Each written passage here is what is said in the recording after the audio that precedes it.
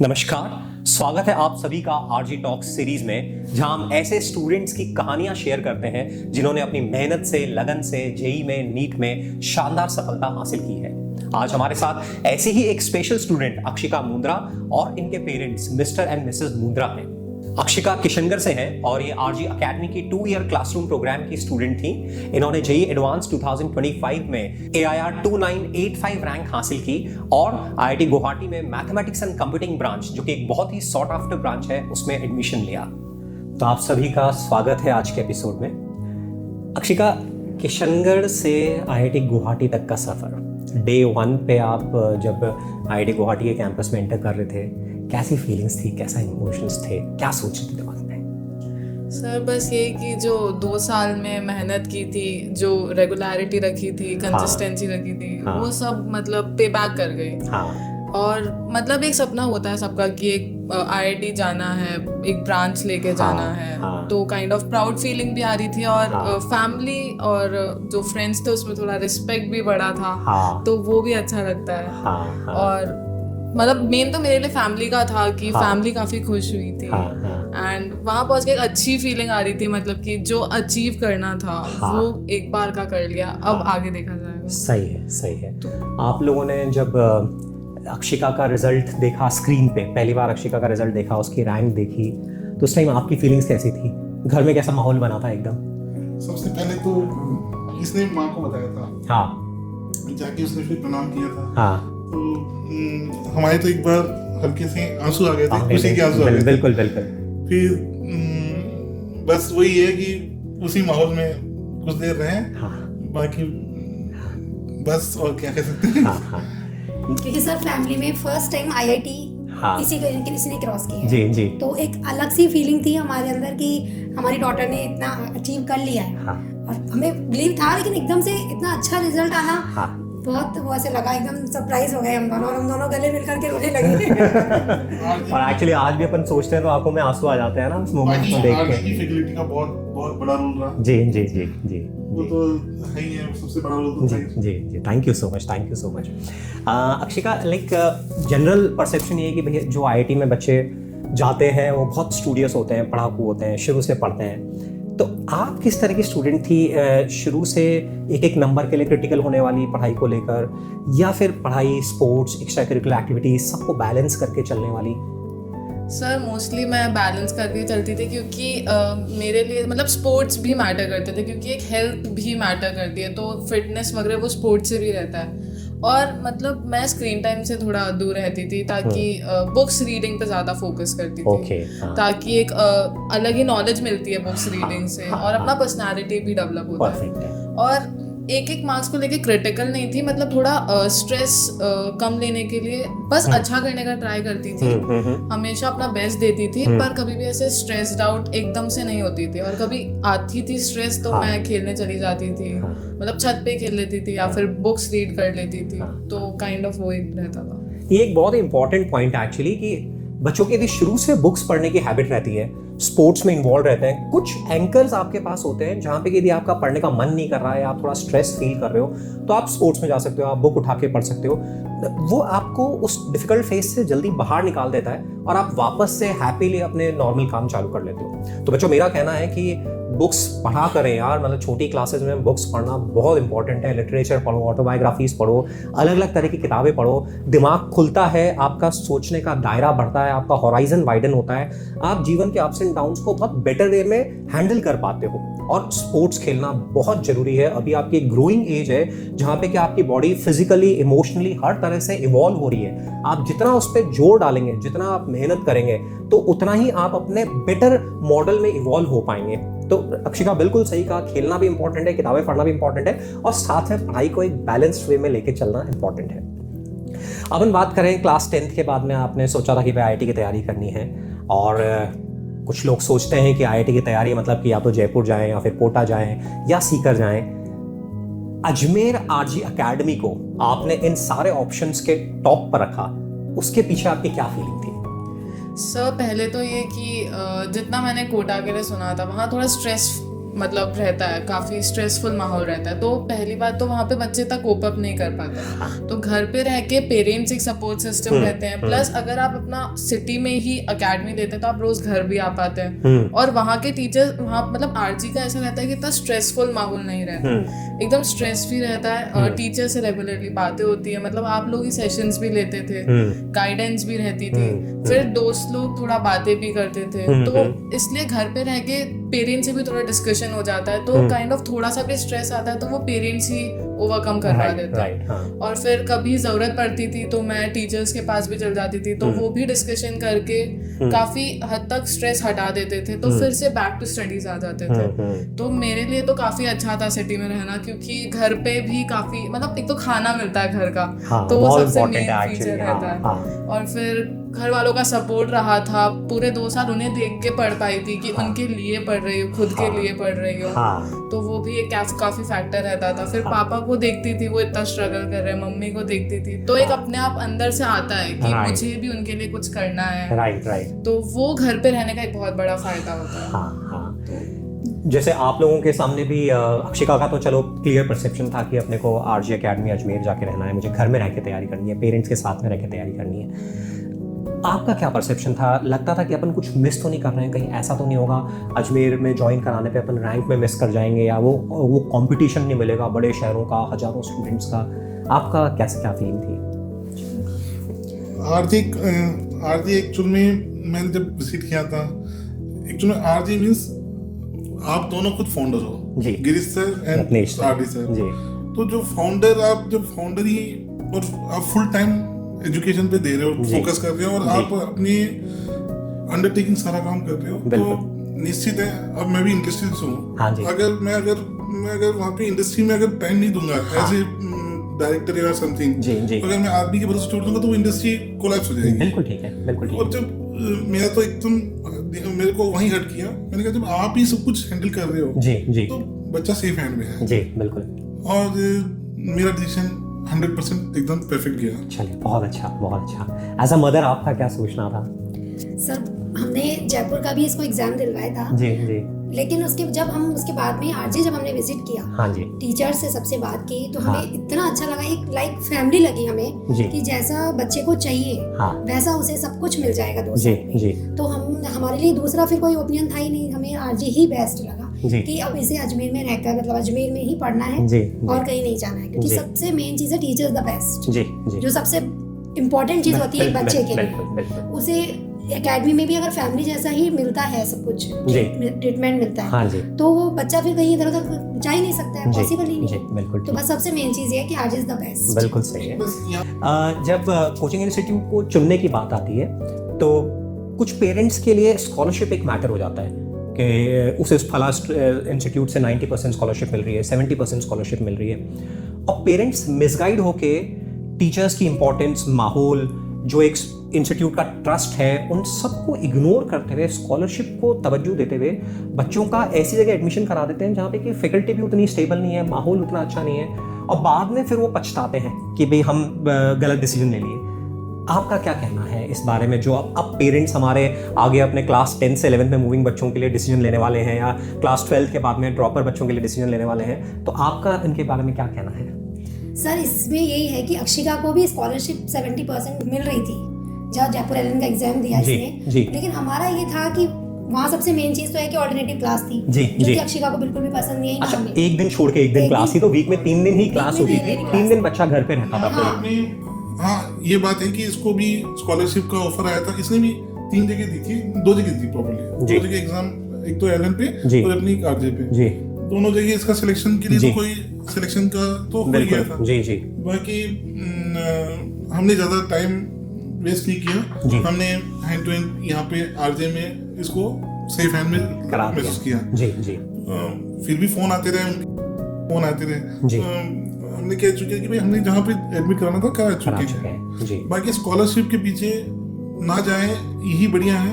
Scholarship बड़ी matter नहीं करती है, जगह देखनी होती है, क्योंकि जब जो इसके आरजे के फाउंडर ही आप पढ़ा रहे हैं, सारी गतिविधियां देख रहे हैं, और आपके अंडरटेकिंग में ही जो भी टीचर्स है वो भी आपके ही गाइडेंस में चल रहे हैं, तो ये द बेस्ट है। इसके अभी हम कहीं और भी जाते हैं तो फैकल्टी वही टाइम स्पेंड करती है, उनको 8 to जो भी टाइम होता है बिल्कुल वो उनको पढ़ाई कराती है, वो चल जाती है। बिल्कुल वो इतना फोकस नहीं करती कि बच्चा हमको मतलब इसको इसकी आगे लाइफ है या इसको आगे कुछ इसका ना भविष्य भी बहुत मायने रखता है, पर यहाँ पे ये चीज सोची जाती है। जी जी जी, थैंक यू, बहुत ही अच्छा। अक्षिका, जो आपके जूनियर्स हैं, जो अभी क्लास 10th में बच्चे हैं और अभी क्लास 11th में आएंगे, आप उनको इंस्टीट्यूट चूज करने के लिए 3 पैरामीटर्स सजेस्ट करें कि ऐसे कौन से 3 पैरामीटर्स हैं जिनके बेसिस पे उनको अपने लिए right kind of institute choose करना चाहिए, क्योंकि इंस्टीट्यूट का सिलेक्शन सबसे इंपॉर्टेंट पैरामीटर है इस पूरी जर्नी में। सर फर्स्ट तो ये कि अगर आप अपने घर पे रह के तैयारी कर पा रहे हो तो इससे बेस्ट चीज़ कुछ नहीं हो सकती, क्योंकि आप अपने पेरेंट्स के सामने रह के उनकी देख रेख में रह के तैयारी कर पा रहे हैं, तो उससे बेस्ट चीज़ नहीं हो सकती। तो घर पे रह के कोई और सेकंड ये कि इंस्टीट्यूट ऐसा हो जहाँ पे स्ट्रेस फ्री माहौल हो, जहाँ पे बच्चे भी सारे एनकरेजिंग हो, टीचर्स से 1-to-1 सेशंस हो पाए। जैसे आरजी में हम 1-to-1 सेशंस अटेंड करते थे आप लोगों के साथ, कभी प्रतीक सर, आरडी सर, आप जीजे सर आपके साथ, तो कभी भी 1-to-1 सेशंस हमेशा अवेलेबल होते थे। पर कभी भी बड़ी इंस्टीट्यूट्स में वो फ़ायदा नहीं मिल पाता है। तो 1-to-1 सेशंस की बहुत इंपॉर्टेंस रहती है कि आप अपना पूरी चीज़ बता पाते हो, अपना स्ट्रेस शेयर कर पाते हो, तो आपका माइंड थोड़ा फ्री रहता है।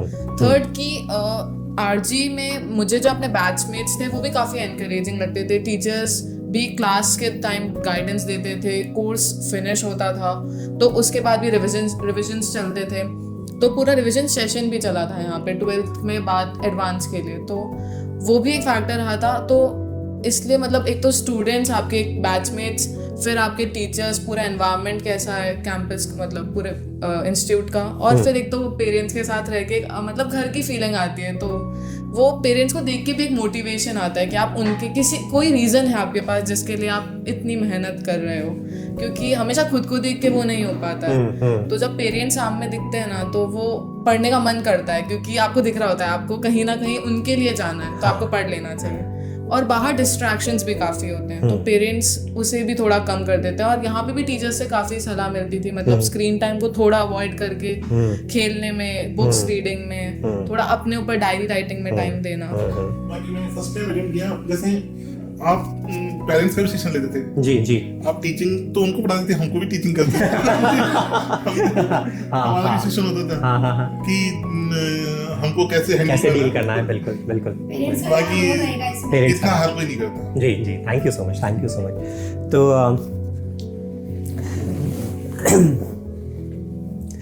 अक्षिका, आरजी मतलब कोचिंग जब आपने स्टार्ट करी, उसके पहले आईआईटी की तैयारी को लेके एक परसेप्शन था, और जब तैयारी चालू करी, क्लासेस स्टार्ट हुई, टेस्ट हुए, आगे बढ़ा सिलेबस, कैसे धीरे धीरे उस परसेप्शन में चेंज आया आईआईटी की तैयारी को रिलेटेड? सर पहले जितना मैंने आईआईटी के लिए सुना था, जैसे 10th के बोर्ड्स कंप्लीट हुए थे, उसके बाद मैंने सोचा था आईआईटी देने का, तो काफ़ी लोग बोलते थे कि आईआईटी बहुत टफ होता है, इतना आसान नहीं होता उसे क्रैक करना, 9-9, 10-10 घंटे पढ़ना होता है। पर जैसे ही मैं आरजी आई थी तो मतलब एक तो काफ़ी नॉर्मल वे में पढ़ाई होती थी, ऐसे कभी बर्डन नहीं दिया जाता था। क्लासेस होती थी 1.5 आवर्स की, तो उसमें काफ़ी अच्छे से स्मूथली पढ़ाया जाता था, तो कभी ऐसे बर्डन फील नहीं हुआ कि जैसे पहले सुना था आईआईटी काफ़ी स्ट्रेसफुल होता है, तो यहाँ पे 1-to-1 सेशंस, टीचर्स की गाइडेंस, उससे कभी स्ट्रेसफुल नहीं लगा। और दूसरा कि 8-8, 9-9 घंटे पढ़ना होता है, तो वो भी एक मिथ ही होती है, क्योंकि अगर आप रेगुलरली 4-5 घंटे भी अपने वर्किंग डेज में पढ़ पा रहे हो तो वो काफ़ी अच्छा चीज़ है। हाँ बिल्कुल। तो अक्षिका, आजकल आप कह रहे हैं कि पेरेंट्स के साथ रह के पढ़ना चाहिए, पेरेंट्स आपके लिए मोटिवेशन का काम करते हैं, बट यहाँ क्लास 9-10th में कहानी बिल्कुल डिफरेंट हो जाती है। बच्चे चाहते हैं भैया पेरेंट्स देखें ही नहीं, हम अपना इंडिपेंडेंट पढ़ें, मदर्स बार बार बोलती हैं, घर में झगड़े होते हैं। तो बच्चों, आपको ये समझना होगा, एक्चुअली वो क्लास 9-10th की बात ठीक है, बट ये जो 11th-12th की जर्नी है, इस जर्नी में पेरेंट्स का बहुत बड़ा रोल है। They are blessing in disguise. मतलब 4 आंखें यदि आपको लगातार देखती रहती हैं, ये इंश्योर करती हैं कि आप पढ़ाई करते हो, डिस्ट्रैक्शन से दूर रहते हो, अच्छा खाना खाते हो, समय का सदुपयोग करते हो। ये एक्चुअली आपको रियलाइज़ होगा जब आपका सिलेक्शन होगा, आप अच्छा करोगे, कि पेरेंट्स इस तैयारी का इंटीग्रल पार्ट है। आप पेरेंट्स के साथ में रह के तैयारी करते हैं, आपकी लाइफ काफ़ी स्मूथ रहती है, लगता है कि टोकते हैं, बीच बीच में बोलते हैं, बट वो टोकना बहुत इंपॉर्टेंट होता है। मतलब आज मैं अपनी जर्नी को भी 30 साल पहले की जर्नी को, 25 साल पहले की जर्नी को ध्यान करूं तो मुझे आज भी सोच के बहुत अच्छा लगता है कि मम्मी पापा बोलते थे, ध्यान रखते थे और उस वजह से हम अच्छी तरह से पढ़ाई किए। तो पेरेंट्स का इस प्रिपरेशन में बहुत बड़ा रोल है, उसे अंडर वैल्यू ना करें। मतलब यदि आपकी सिटी में जेन्युइनली अच्छी कोचिंग अवेलेबल है, बढ़िया स्टैब्लिश्ड एक्सपीरियंस्ड टीचर्स हैं, एक ट्रस्ट बना हुआ है, तो ऐसे केस में अपने घर में रह के सिक्योर्ड एनवायरनमेंट में खाना खाते हुए, पेरेंट्स के साथ में हंसी मजाक करते हुए ये 2 साल इतना अच्छी तरह से निकल जाते हैं। आप इतना अच्छी तरह से एंजॉय करते हुए अपनी पढ़ाई कर पाते हो और अल्टीमेटली अपने जो आपके ड्रीम्स हैं उनको आप हकीकत में बदल पाते हो। तो अक्षिका, प्रिपरेशन में वापस से आते हैं अपन। पढ़ाई के दौरान इंटरनेट, स्क्रीन आज के बच्चों का सबसे बड़ा डिस्ट्रैक्शन है। इनफैक्ट यदि आपका सेल्फ कंट्रोल है, आप खुद मोबाइल, टीवी इन सबसे दूर है, बट आप जिस पीयर ग्रुप में हो वहाँ पे बच्चे सपोज यूट्यूब पर हैं, वहाँ पे बच्चे स्नैपचैट पे हैं, आके डिस्कशन करते हैं, टेम्पटिंग भी होता है। तो कैसे आपने इस बहुत बड़े जो एक ऑब्स्ट्रक्शन है उसको कैसे आपने हैंडल किया इन 2 सालों की तैयारी में? सर स्टार्टिंग 11th की स्टार्टिंग में तो फिर भी मैं थोड़ा स्क्रीन देखती थी क्योंकि इतनी नॉलेज नहीं थी, पर जैसे जैसे टीचर्स से गाइडेंस मिली कि स्क्रीन से हट के थोड़ा फिजिकल हेल्थ पे ध्यान देना चाहिए, तो मैंने मतलब शुरुआत की थी जस्ट। तो मैंने शुरुआत की, मतलब मैंने एक बनाया था कि 7 डेज मैं स्क्रीन यूज़ नहीं करूँगी, मैं उसमें खेलूँगी, बुक्स रीड करूँगी, क्योंकि मुझे 10 से बुक रीडिंग का शौक है। तो मैंने ट्राई किया और लिटरली बहुत अच्छे रिजल्ट्स मिले थे। एक तो मेरा फोकस बढ़ा था और खुद पे कॉन्फिडेंस भी बढ़ा था कि हो पाएगा। तो और खेलने से बहुत फ़ायदे होते हैं। एक तो आप स्ट्रेस लेवल कोप अप कर पाते हो, फिजिकल हेल्थ मेंटेन होती है और फिर आपको एक ब्रेक भी मिल जाता है।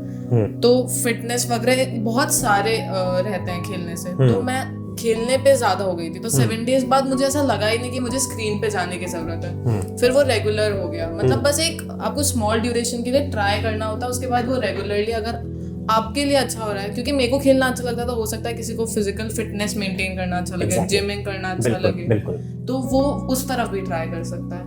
बट स्क्रीन से जितना दूर रहेंगे तो सोशल मीडिया एक्चुअली बहुत जगह बच्चों के लिए खराब होता है, क्योंकि कई बार ऐसी वन शॉट्स वगैरह आते हैं तो उसमें टाइम बर्बाद होता है। बिल्कुल। तो इससे बेटर है कि हम अपनी सेल्फ स्टडी पे ध्यान दें, क्योंकि अगर हम स्क्रॉल करते रह जाएंगे वो पता नहीं चलता हम कितना घंटे स्क्रॉल कर लेते हैं। बिल्कुल। तो इसलिए उसकी जगह अगर हम खेलेंगे तो उससे बेनिफिट्स भी काफ़ी होंगे, या फिर अपने ऊपर हम टाइम दे पाएंगे, खुद के अंदर झांक पाएंगे। और एक डायरी राइटिंग भी मैं कभी कभी करती थी कि कभी स्ट्रेस बहुत ज़्यादा हो रहा है तो उसे लिख दिया, तो आपके मन से वो हट जाता है। कभी पेरेंट्स से बात कर ली तो वो भी चीज़ रहती है। तो इन सब फैक्टर्स की वजह से मैं स्क्रीन को छोड़ पाई थी। बस 7 दिन के लिए ट्राई किया था।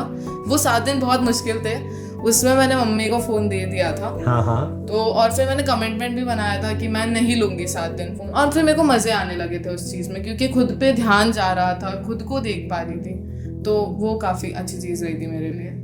बच्चों, यदि अभी तक के एपिसोड में यदि आपको सबसे इम्पॉर्टेंट टेक अवे कोई लगता है मेरी नज़र से, तो ये है जो अक्षिका ने अभी हमें बताया कि यार आपके पास एंकर्स होने चाहिए अपने रिक्रिएशन के लिए, और वो एंकर्स ऐसे होने चाहिए जो कि आपकी पढ़ाई में आपको हेल्प करें। आप उधर टाइम दे रहे हैं, बट जब आप वापस पढ़ाई में लौट के आए तो आप अच्छे कॉन्सेंट्रेशन के साथ में रिफ्रेश होकर आए। तो स्पोर्ट्स, फिजिकल एक्टिविटी बहुत इंपॉर्टेंट है। रीडिंग अल्टीमेट इंपॉर्टेंट है। रीडिंग के लिए अक्षिका मैं एक और बात कहना चाहूँगा, मतलब कोविड 2020 ऑनवर्ड्स बच्चों ने पढ़ाई रीड करना बहुत कम किया है। अब बच्चे चाहते हैं कि उन्हें वीडियो के थ्रू पढ़ाएं। तो जैसे जैसे एग्जाम्स क्लोज आते हैं बच्चे वीडियो ही देखते हैं। और एक्चुअली IIT वाला एग्जाम, नीट वाला एग्जाम, सारे एग्जाम में आपको रीड करना होता है, बुक्स रीड करनी होती है, क्वेश्चंस रीड करने होते हैं। तो काफ़ी सारे बच्चों का तो पिछड़ने का कारण ये है कि उनकी रीडिंग स्पीड ही नहीं है, कॉम्प्रिहेंशन एबिलिटी नहीं है। तो एक्चुअली बच्चों क्लास 11th 12th में आने पर आप सर्वाइव करना चाहते हो, अच्छा करना चाहते हो, अभी से पढ़ने की आदत डालो। मतलब रोज अखबार पढ़ना, जो भी आपका पसंद का सेक्शन है, स्पोर्ट्स है आपका, सपोज रिक्रिएशन वाला है, एडिटोरियल पार्ट है, जो भी आप अपनी पसंद का contemporary day to day events है, आप डेली पढ़ो, आधा घंटा न्यूज़पेपर पढ़ो, कुछ अच्छी बुक्स पढ़ो, ताकि आपकी पर minute number of words read करने की कैपेसिटी बढ़े, कॉम्प्रिहेंशन बढ़े, एंड द सेम टाइम आपका फोकस, अटेंशन स्पैन काफ़ी बेटर होगा। तो एक बहुत ही इंपॉर्टेंट चीज़ है, और मैं समझता हूँ शायद आपके IIT में सिलेक्शन होने में अच्छी रैंक के साथ इन हैबिट्स का बहुत बड़ा रोल रहा। बहुत अच्छा। मुझे लगता है आपको भी काफ़ी अच्छा लगता होगा जब अक्षिका अपने रूम में अपने अंदर चेंजेस लाने की कोशिश कर रही थी, बुक्स पढ़ रही थी, ये सब कर रही थी। बहुत अच्छा। जैसे अक्षिका IIT की तैयारी, JEE एडवांस की तैयारी ऑलमोस्ट 26 महीने की तैयारी है। क्लास 11th के बच्चे अप्रैल से स्टार्ट करते हैं और 2 साल बाद में मई जून बिट्स का जब तक एग्जाम नहीं होता तब तक फ्री होते हैं। इन 26 महीनों में डेली आपको, जैसा आपने बताया, कंसिस्टेंटली पढ़ना होता है, डिस्ट्रैक्शन से दूर रहना होता है। बहुत बार आपकी फिजियोलॉजी भी सपोर्ट नहीं करती, आपकी साइकोलॉजी सपोर्ट नहीं करती, आपको पढ़ने का मन नहीं करता है, दिमाग में आ रहा है यार पढ़ना है, होमवर्क करना है, क्वेश्चन सॉल्व करने हैं, बट फिर भी नहीं होता। ऐसे टाइम में आपने अपने आप को कैसे मैनेज किया, कैसे पुश किया जब पढ़ने का मन नहीं करता था, स्टिल फोर्स करके पढ़ाई करी, होमवर्क किया, क्वेश्चन सॉल्व किए? सर एक तो हर क्लास के बाद आरजी में कुछ पर्टिकुलर सेट ऑफ क्वेश्चंस दिए जाते थे। तो एक तो क्लास में भी ऐसा रहता था, जैसे मेरा स्पेशली बुक रीडिंग की वजह से एक फ़ायदा मिला था कि क्वेश्चंस को रीड करने की कैपेसिटी बढ़ी थी, तो उसका एडवांस मेंस और प्लस सेट्स को भी सॉल्व करने में बहुत अच्छा मतलब मिला था। तो क्लास में रहता था कि किसी के सेट सॉल्व ना हो, अक्षिका के सेट सॉल्व तो वो रहता था। हाँ। तो एक तो उसे मेंटेन करने के लिए मैं सेट सॉल्व करती थी कि कहीं वो रिस्पेक्ट मुझे बहुत अच्छी लगती थी। हाँ। तो वो मेरे को बहुत अच्छा लगता था। एक तो मेरे पास उससे भी आता था कि मैं सेट सॉल्व करती थी, और फिर मुझे क्वेश्चन सॉल्व करने से ही JEE मतलब एडवांस में थोड़ा फ़ायदा मिलता है, एक वो भी पता था। और उस टाइम अगर जब पढ़ने का मन नहीं करता था तो या तो मैं डायरी राइटिंग कर लेती थी, तो उससे थोड़ी देर 10-15 मिनट डायरी राइटिंग करने के बाद आप आ जाते हो फिर से, या फिर कभी पेरेंट्स से बात करने चली गई, कभी भाई के साथ ऐसे खेल लिया, या फिर मैं जनरली तो बुक्स रीड ही करती थी क्योंकि मेरे टेबल पे 5-6 बुक्स पढ़ी रहती थी। तो वो मम्मी कभी कभी उठा के भी ले जाती थी कि ये बुक्स ही रीड करती रहती है। तो वो मैं फिर से उठा के ले आती थी क्योंकि मेरे को वो फ्री टाइम में मैं फ़ोन अपने पास नहीं रखती थी, फ़ोन हमेशा नीचे स्विच ऑफ रहता था। ठीक है। तो बस वो बुक्स रहती थी और मैं उन बुक्स को ही पढ़ती थी। और फिर थोड़ी देर पढ़ने के बाद ऑब्वियसली आप थोड़ा पढ़ोगे तो थोड़ा बोर भी हो जाओगे, तो फिर से बैक टू स्टडीज आ जाते थे। तो ये सारे फैक्टर्स रहते थे। बिल्कुल ठीक है, बिल्कुल ठीक है। तो लाइक तैयारी में JEE एडवांस की जो अक्षिका तैयारी है हम सब जानते हैं, और मैं जो JEE एडवांस की तैयारी से भी फेमिलियर नहीं है, मैं बताना चाहूँगा, it is considered to be one of the toughest exam at high school level all over the world. आप IIT में अराउंड 18,000 सीट्स हैं, और उन सीट्स में एडमिशन लेने के लिए यदि आप 100 में से 25 से 30 के बीच में भी नंबर ले आते हैं, 25 to 30% भी मार्क्स ले आते हैं, तो IITs में एडमिशन लेने के लिए एलिजिबल हो जाते हैं। तो आप इमेजिन करिए एग्जाम का लेवल कैसा होगा कि इंडिया के टॉप स्टूडेंट्स तैयारी करते हैं बेस्ट टीचर्स के साथ में, और फिर भी हार्डली 15,000 बच्चे 25% 30% के नंबर ऊपर नंबर लेकर आ पाते हैं। तो जब ये तैयारी हम स्टार्ट करते हैं, आप जब 10th के बोर्ड्स देकर आए होते हैं तो आपकी परसेंटेज 90s में 95 96 ऐसी होती है। जब स्कूल में मार्क्स आते थे तो मम्मी पूछती थी ये तेरा 1 नंबर कहाँ कटा, 2 नंबर कहाँ कटे। और यहाँ जब इंटरनल एग्जाम्स आप RG में कोचिंग इंस्टीट्यूट में देते हो JEE एडवांस में, तो आपके मार्क्स आते हैं 40%, 50%, 35%। प्लस स्कूल में आप अपनी क्लास के 50 स्टूडेंट्स के बीच में कॉम्पीट करती थी, तो वहाँ पे रैंक आपकी फर्स्ट, सेकंड, थर्ड जो भी थी एक सेटल्ड इमेज थी। यहाँ आप आते हो ऑल ऑफ अ सडन पूरी अजमेर डिवीजन के बाहर से आए हुए बच्चों के अपने अपने स्कूल के टॉपर्स से आप कॉम्पीट करते हो, तो रैंक भी ऑब्वियसली पीछे आती है। तो ये 2 सेटबैक्स होते हैं, एक तो आपके स्कोर जो क्लास 10th 9th तरह के स्कोर्स नहीं आते हैं, दूसरा आपकी रैंक भी पीछे आती है, और ये एक मेजर सेटबैक होता है। इसके साथ आपने कैसे कोप अप किया? सर एक तो कंसिस्टेंसी मेंटेन करनी होती है, और प्लस मतलब जैसे मैंने पहला टेस्ट दिया तो मेरा स्कोर इतना अच्छा नहीं आया था, पर क्लास में आपको दिखता है कि अगर आपको अच्छा करना है तो आपको आपकी रैंक मेंटेन करनी होगी। उसका कोई स्ट्रेस नहीं लेना होता है, पर फिर भी कोशिश करनी होती है। तो क्लास 10-12 के मार्क्स तो बहुत ज़्यादा आते थे, पर पता था, यहाँ पे टीचर्स ने भी बता दिया था स्टार्टिंग में ही कि JEE में 40-50% मार्क्स भी बहुत अच्छे होते हैं। आपका सिलेक्शन 25-30 पे हो जाता है। तो एक तो वो फैक्टर भी दिमाग में पहले से था, जो कि एक अच्छी चीज थी, नहीं तो स्टार्टिंग में इतने कम नंबर देख के राइट। और फिर दूसरा कि रैंक क्लास मतलब क्लास में एक थोड़ा कंपटीशन रहता था कि, और वो रहना भी चाहिए, क्योंकि हमारे क्लास में तो एक था भी कि टॉप 6 के बच्चों को वो स्टार्टिंग में बिठाएंगे, तो एक वो भी फैक्टर रहता था कि उसमें आना है, तो एक पॉजिटिव कंपटीशन रहता था, तो वो भी था। और फिर टीचर्स से भी पता चल गया था कि 40-50, और फिर 2-3 टेस्ट होने के बाद खुद को भी पता चल जाता है कि इतने मार्क्स आएंगे और इस पे इतनी रैंक आ रही है, तो वो फेमिलियर हो ही जाते हैं।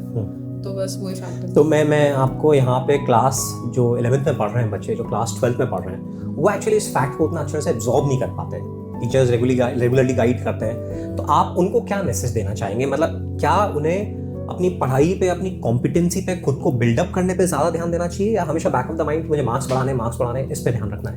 नहीं, मतलब बिल्डअप करने पे ध्यान देना चाहिए, क्योंकि बेसिकली जेईई एडवांस का टेस्ट 2 साल के टेस्ट पे मैटर नहीं करता है। वो उस दिन आप क्या करके आ रहे हो, आप कितना प्रेजेंस ऑफ माइंड में हो, कितना कॉन्फिडेंट हो, वो ही मैटर करता है। आपके पास कितनी प्रायर नॉलेज है, वो मैटर करती है। तो पहले तो यहाँ के टेस्ट बस आपको कॉन्फिडेंस दिलाने के लिए होते हैं कि आप अच्छा कर रहे हो, आप कर सकते हो, दैट्स इट। पर वो टेस्ट, यहाँ के टेस्ट और वहाँ के टेस्ट का कोई रिलेशन नहीं होता, वो उस दिन पे डिपेंड करता है। और प्लस जब आपको दिख जाता है कि आप एक तो पिछले साल के जेईई एडवांस के ट्रेंड्स को पहले देख लेना चाहिए, क्योंकि उसमें पासिंग मार्क्स दिख जाते हैं। और अगर आपको अपनी एक आईआईटी आपकी है कि आपको यहाँ तक पहुँचना है, तो उसके भी मार्क ट्रेंड्स हमें तो दिखा दिए थे कि भाई ये 60% मार्क्स पे यहाँ पहुँच जाता है, 50% पे यहाँ पहुँच जाता है। तो वो काफ़ी अच्छा रहा था, क्योंकि फिर उतने मार्क्स का टारगेट रहता था कि इतने लाने हैं तब पहुँच जाएंगे।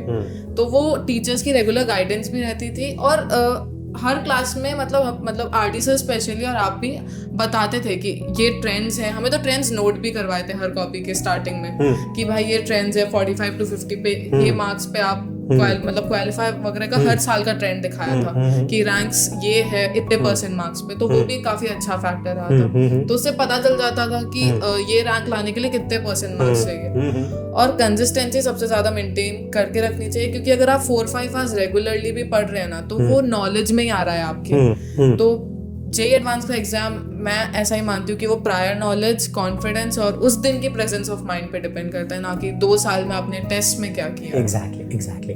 जैसे पेरेंट्स के लिए बहुत एक्चुअली शॉकिंग होता है कि जो बच्चा मैथ्स में 100 में से 99, 98, 100 लेकर आता था, और परसेंटेज वाइज 95, 96 ऐसी परसेंटेज वाला बच्चा था, अब जब आरजी में एग्जाम हो रहे हैं और टॉप बच्चे पढ़ रहे हैं, टॉप टीचर्स पढ़ा रहे हैं, फिर मार्क्स 40%, 50% इतने कम क्यों आ रहे हैं? प्रोबेबली आपके लिए भी सरप्राइजिंग रहा होगा। कैसे आपने उन चीज़ों को समझा और फिर अक्षिका के रिजल्ट को समझते हुए उसको गाइड किया? सर इसमें ये था कि इसका स्कूल टाइम तो बेस्ट था ही, वो तो ध्यान है, लेकिन जब स्टार्टिंग में इसने बताया, इसने मार्क्स बताए, तो मुझे थोड़ा सरप्राइज हुआ कि अक्षिका क्या हुआ, एकदम से तुम इतना डाउन कैसे हो गई? तो फिर इसने मुझे ये सब बातें समझाई कि मम्मा इसमें ऐसा होता है, ये स्कूल टाइम स्टडी नहीं है, ये एक अलग स्टैंडर्ड की स्टडी है। तो इसमें अगर मेरे इतने मार्क्स भी आते हैं तो मैं इसके लिए आगे करने की कोशिश कर रही हूँ। तो इसने मुझे सब कुछ समझाया, टीचर्स का बताया कि मम्मा इसमें बिल्कुल भी आपको टेंशन लेने की नीड नहीं है, मैं अपना बेस्ट दूंगी और आगे से आगे कवर अप करूंगी। तो फिर इसने सब कुछ बताई तो थोड़ा सा मन साइलेंट हुआ, एकदम अच्छा लगा कि ठीक है अपनी बच्ची जो भी कर रही है वो बेस्ट कर रही है। इसके ऊपर टचवुड मुझे शुरू से ही एक ट्रस्ट है मुझे कि मेरी बेटी आगे जाएगी। एक शुरू से ही मुझे था कि जाए कुछ करेगी, और वो ही इसने करके दिखाया। और बस ये है कि स्टार्टिंग में लगा, लेकिन फिर जब इसने समझाया तो सब कुछ सॉर्ट आउट हो गया। और फिर काउंसलिंग सेशंस में हम भी काफी बताते थे, फिर आपका भी काफी सपोर्ट, आपका सपोर्ट से ही तो सर इसने यही तो कहा कि टीचर्स का सपोर्ट मम्मा पूरा है मेरे, तो आप टेंशन बिल्कुल मत लो। ये मार्क्स कुछ भी मायने नहीं रखते हैं, जो मैं कर रही हूँ अपना स्टार्टिंग, तो वो उसमें सब कुछ मैनेज कर लूंगी मैं। तो फिर इसने सब कुछ समझाया, तो फिर मैं टेंशन फ्री हो गई कि अब बच्चा जो कह रहा है वो सही है, अपन को इस पर ट्रस्ट करना चाहिए, और टीचर्स पर भी है अपन को और अपने बच्चे पर है, ये करेगी जो बेस्ट करेगी। बाकी तो ध्यान ही है कि स्टडी कर ही रही है, अपना बेस्ट दे ही रही है, तो फिर आगे फिर मेरे को टेंशन नहीं है। बिल्कुल सही बात है बच्चों, ये आप यदि तैयारी कर रहे हो जेईई एडवांस की और आप भी सेम प्रॉब्लम को फेस कर रहे हो, सेम इशू को फेस कर रहे हो कि पढ़ते हैं मार्क्स नहीं आते हैं, तो मैं फिर से बोलूँगा स्टैटिस्टिक्स जो क्लास में हम लोग नोट कराते हैं कि जेईई एडवांस में अलग अलग रैंक्स के लिए कितने मार्क्स आते हैं, कितने परसेंटेज पे सिलेक्शन होता है, वो हमेशा दिमाग में रखें। हम तो क्लास में बोलते हैं कि अपनी स्टडी टेबल के सामने एक परफॉर्मा बना के चिपका के रखें, ताकि आप कभी डिस्करेज नहीं हो। आपको ग्रेजुअली नीचे से ऊपर जाना होगा, धीरे धीरे अपने आप को बिल्डअप करना होगा। पेरेंट्स से भी मैं यहाँ पे यही बात कहना चाहूँगा कि येस मार्क्स आना इम्पॉर्टेंट है, मार्क्स एक थ्रेशोल्ड से ऊपर आने चाहिए, बट उससे ज़्यादा इम्पॉर्टेंट ये है कि आप ये वॉच करें कि क्या बच्चे का सही रूटीन है, क्या एक बैलेंस रूटीन है, क्या स्क्रीन से वो दूर है, डिजिटल डिसिप्लिन बच्चे की लाइफ में है।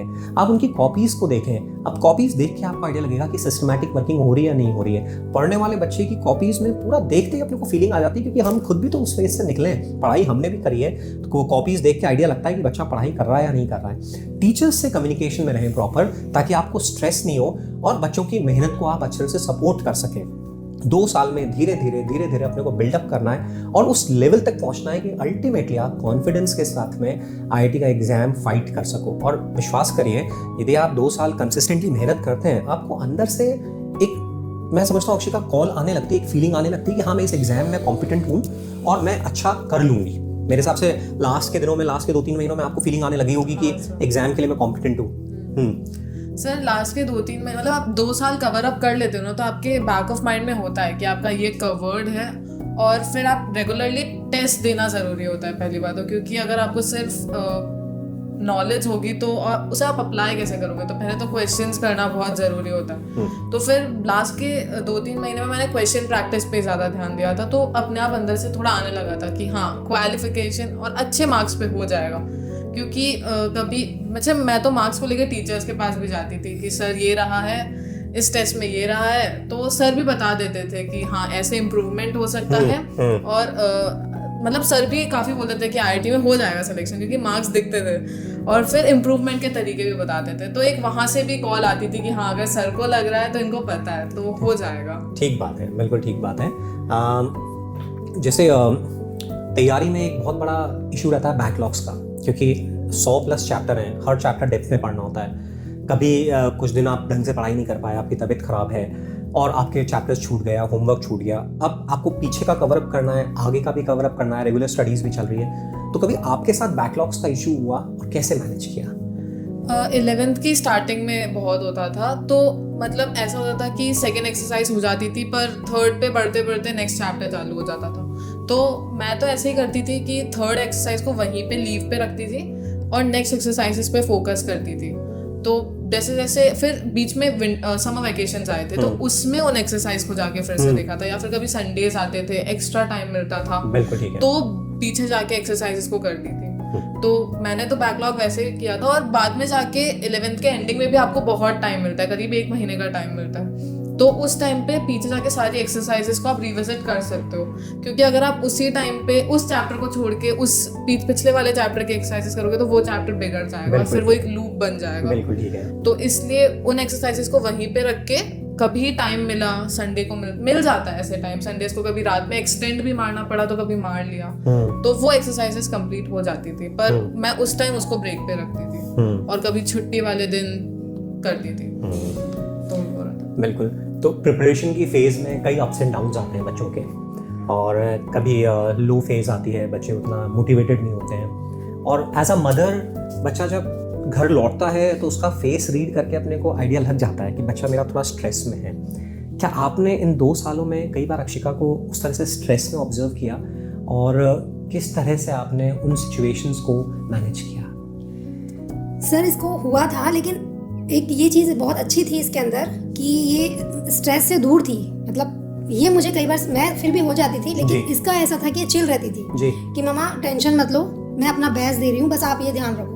मुझे थोड़ा होता था कि बेटा आप अपना बेस्ट दे रही हो, वो तो है, स्क्रीन से भी ये दूर थी, तो वो भी टेंशन नहीं थी कि भाई स्क्रीन से ये है। बुक्स रीड का था इसको, तो ठीक है, किसी बच्चे का क्या होता है, किसी का क्या होता है, और इसमें तो अच्छी क्वालिटी थी कि बुक्स रीड है, कोई वो वाली बात नहीं थी। तो कभी कभी ऐसा होता था सर कि ये भी हो जाती थी, लेकिन फिर हम दोनों रात में बैठ करके बात करते थे। दोनों हमारा ये था कि हम दोनों नाइट में बैठ करके बात करते थे, पापा तो सो जाते थे।